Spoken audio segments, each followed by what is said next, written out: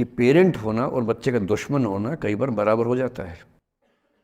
और यदि आप नहीं चाहते कि आप बच्चों के दुश्मन बने, बहुत सारे लोग मन ही मन में पेरेंट से नफरत करते हैं, माँ बाप से नफरत करते हैं, क्योंकि माँ बाप ने पेरेंटहुड का धर्म ठीक से निभाया नहीं। उन्होंने इतनी इच्छाएं थोपी, इतने दबाव बनाए कि बच्चों को ज़िंदगी के कई फैसले इस दबाव में करने पड़े कि मेरे पेरेंट्स ये चाहते हैं, वो बन ही नहीं पाए जो वो थे। और दुनिया में सबसे बुरी स्थिति है वो न हो पाना जो आप हैं। साहित्य में इसको खूब लिखा गया है। कामायनी एक रचना बड़ी प्रसिद्ध है जयशंकर प्रसाद की, उसमें मूल समस्या ही ये है, ज्ञान दूर कुछ क्रिया भिन्न है, इच्छा क्यों पूरी हो मन की, एक दूसरे से न मिल सके यही विडंबना है जीवन की। आपका दिमाग कुछ कहता है, दिल कुछ कहता है, कर कुछ हो रहे हैं आप। जिस व्यक्ति का दिमाग, दिल और हरकतें आपस में कनेक्टेड हैं, कंसिस्टेंट हैं, उससे ज़्यादा सुखी कोई मनुष्य नहीं है। इसलिए मैं अक्सर कहता हूँ कि आप खुश हैं या नहीं, इसका सबसे बड़ा पैरामीटर ये है, आपका दिमाग, आपका दिल, आपकी हरकतें, आपके एक्ट्स अगर कंसिस्टेंट हैं, कोहेरेंट हैं, कनेक्टेड हैं, इंटीग्रेटेड हैं, तो आपसे ज़्यादा सुखी कोई नहीं है। और यदि आप पूरी ज़िंदगी केवल निभाने में खर्च कर देते हैं तो ठीक है, दुनिया की निगाह में आप सफल होंगे, पर किस दिन खबर आ सकती है कि अच्छे आदमी थे, नहीं झेल पाए, अंत में दिल का दौरा पड़ जाता है, बीपी हो जाता है, डायबिटीज़ हो जाता है। बच्चे बोलते हैं कि डायबिटीज़ चीनी खाने से होता है, बेकार बात है, डायबिटीज़ स्ट्रेस से होता है। डायबिटीज़ होने के बाद चीनी खाना मना है, चीनी खाने से आज तक किसी को डायबिटीज़ नहीं हुआ है। डायबिटीज़ केवल तनाव से होता है। तनाव पहले ही दुनिया में इतने सारे हैं, नौकरी के तनाव, कितने झंझट दुनिया में हैं, उसके ऊपर से अपने स्वभाव से दूर होने का तनाव कितना बड़ा तनाव है, क्यों पालना चाहिए। तो मैं कुछ सूत्रों में आपको बात बताता हूँ। इस उम्र में आप कितना उसको फॉलो कर पाएंगे मुझे नहीं पता, लेकिन कोशिश करेंगे तो कुछ तो फ़ायदा होगा ही। पहला सूत्र मेरा आप लोगों के लिए ये है कि जब आप किसी को पसंद करें और वो आपको पसंद ना करे तो टेंशन नहीं लेनी है, तेज़ाब तो नहीं उठाना है। ठीक, कई लोग इस मूड में रहते हैं, मुझे पसंद नहीं करेगी,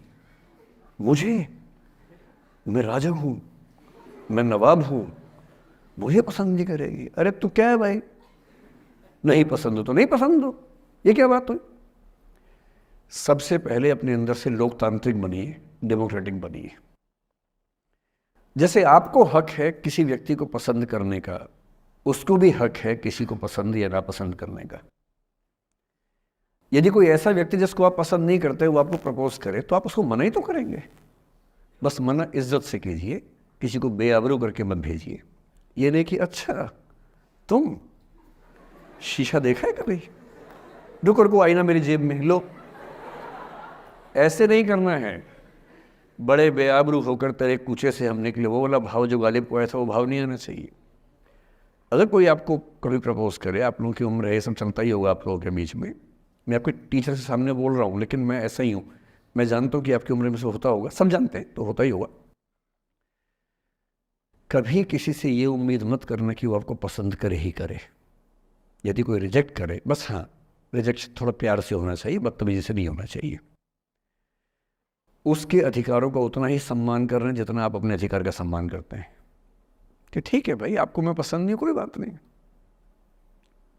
तू नहीं कोई और सही, कोई और नहीं कोई और सही, बहुत लंबी है जमी मिलेंगे लाख हंसी, इस ज़माने में सनम तू अकेली तो नहीं। कितने लोग हैं दुनिया में।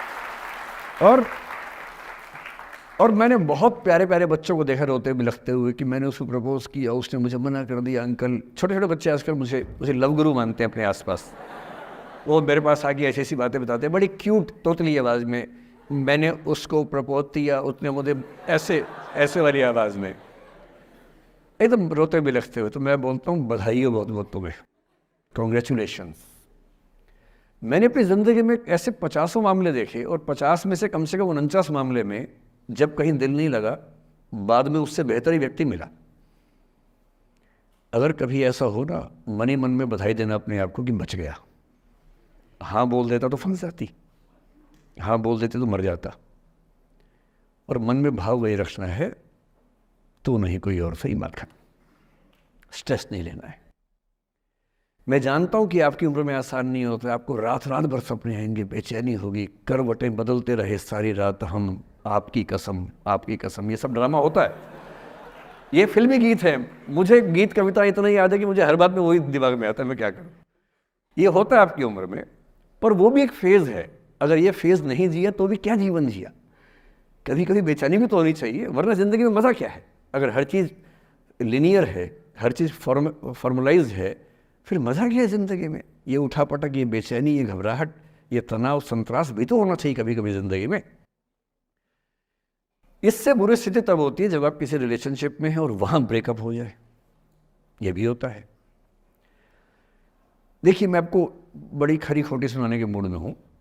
जिस तरह का प्रेम आप लोगों की पीढ़ी में होता है, मैं ये नहीं कह रहा कि आपकी पीढ़ी ख़राब है, हर पीढ़ी ऐसी होती है, बस ये कि आपकी पीढ़ी को सुविधाएं ज़्यादा मिल गई हैं। हमारी पीढ़ी में ना चिट्ठी लिख के भेजनी पड़ती थी, बड़ा रिस्क होता था। चिट्ठी लिखो कागज़ पे, फिर एक डाकिया ढूंढो भरोसे का, तो भरोसे वाला कुरियर बॉय या कुरियर गर्ल जाके चिट्ठी वहीं दे के आए जहाँ हमने कहा है। ये भी डाउट कहीं किसी और को दे के आ जाए। या कबूतर से बात करो, कबूतर जा जा जा, पहले प्यार की पहली चिट्ठी साजन को दिया। कबूतर का क्या भरोसा किसको दे के आ जाए। लेकिन कितना तनाव था उस ज़माने में।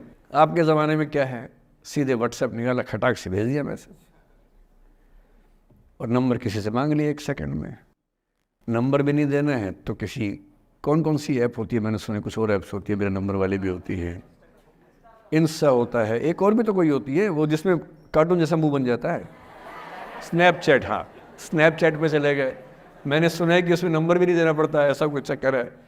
वहाँ ढूंढ लिया। किसी को कुछ कन्वे करना इतना आसान दुनिया में कभी नहीं हुआ था जितना आज आसान है।